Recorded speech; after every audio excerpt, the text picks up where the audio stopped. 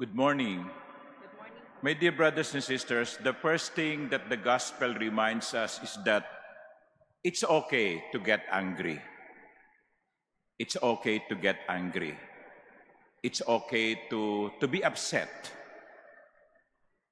Jesus was described in the gospel reading as someone who got angry.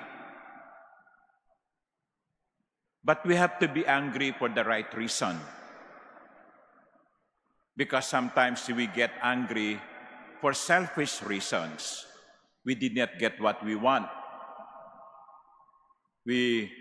People have used us. Nalamangan tayo, kaya galit tayo. When we get angry, let us be sure that anger comes from the right reason. And Jesus was angry in the gospel reading because something is wrong. The temple that was supposed to be a place of worship has become a place of commerce, a place of corruption, a place of abuse. People, with the consent of the temple priests, have turned the house of prayer into the den of thieves. Kaya siya nagagalit. Yung templo na dapat na nakalaan sa pagsamba sa Diyos ay naging instrumento ng pang-aabuso sa tao.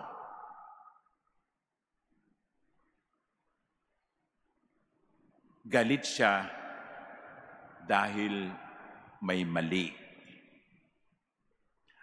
I wonder, my dear brothers and sisters, if we get angry because something is wrong. You see, something is wrong that is happening. Do you get angry? O igagawa mo na lang ng meme at gagawing katawa-tawa? You see corruption everywhere. Do you get angry at the corruption? You know,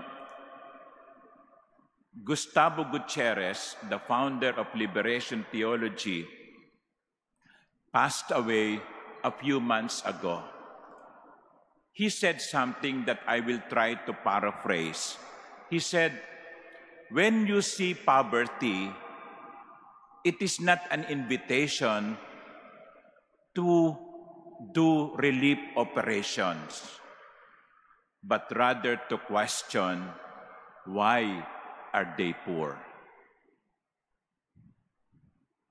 Para sa kanya, kay Gustavo Gutierrez, ang kahirapan ay hindi pa anyaya upang mag-organize ng relief operations, kundi ang tanungin, bakit sila mahirap?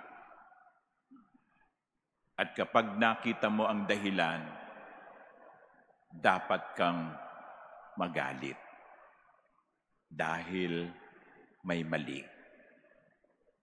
My dear brothers and sisters, I repeat, it is okay to get angry, but for the right reason. In fact, the opposite is true. If we don't get angry for the right reason, we commit sin.